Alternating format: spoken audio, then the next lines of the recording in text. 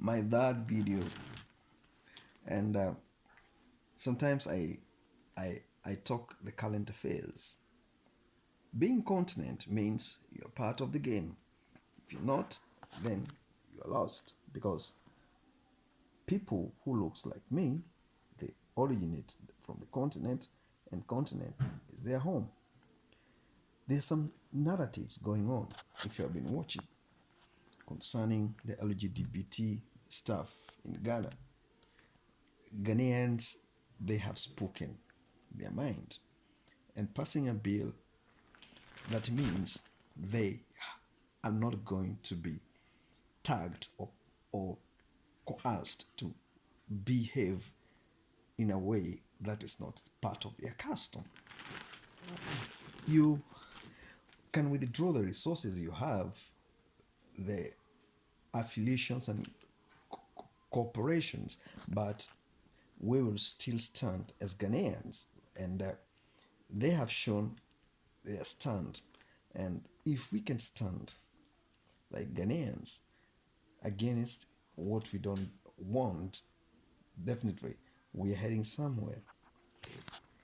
The law they passed recently concerning LGBT, that is integrity.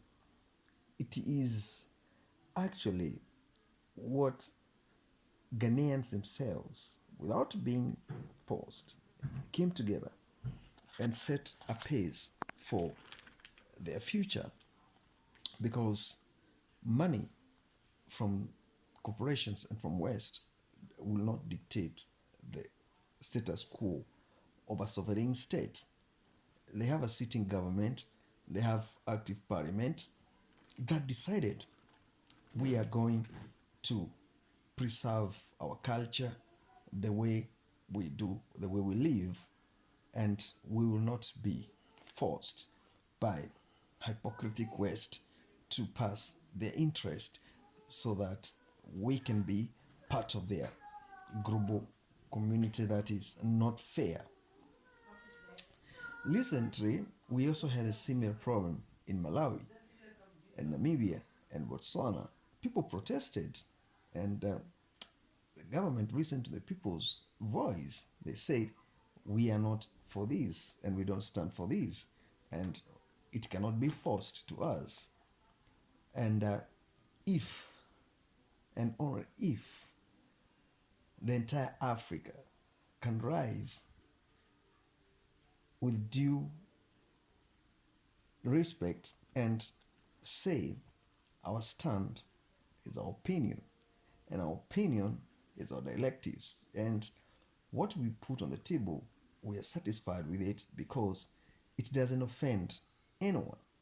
We are not coming to Europe or to North America to tell you how to live, how to adapt our culture. But you want to come to Africa and tell Africans how to live, what to adapt.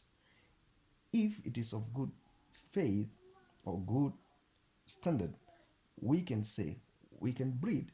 But it's very unfair to hold development resources so that you can use them as a tool to coerce the African government or African leaders to sign certain human rights that they are not into African society family setups.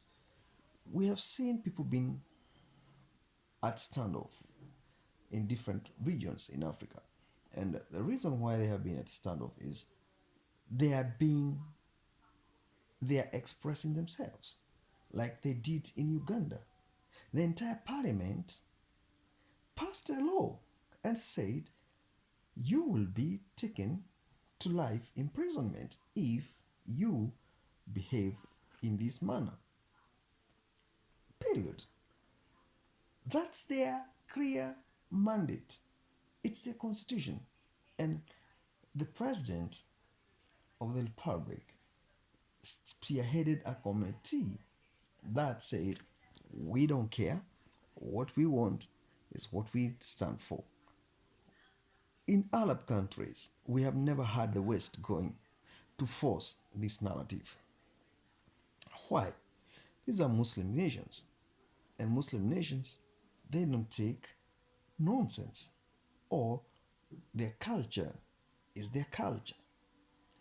There is nowhere in Muslim nation these two laws will be passed. One is for abortion.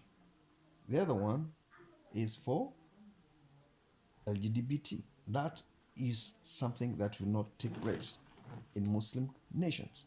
They cannot even dare. One thing, they have two interests. First, they are mining the oil from these countries, so they cannot tell them anything.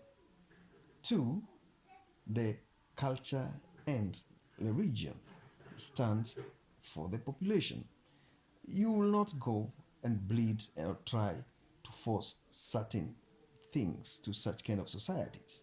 But in Africa, it's the opposite. Here, they only get the raw materials, and then pocketed African regimes, they get money through corruption.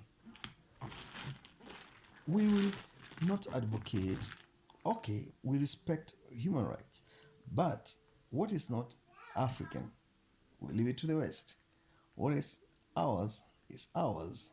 What is yours is yours. Hit the subscription button, notification, and give me more views. I'll come back to you. Africa is united. We stand for what is ours. What is not ours, we don't care.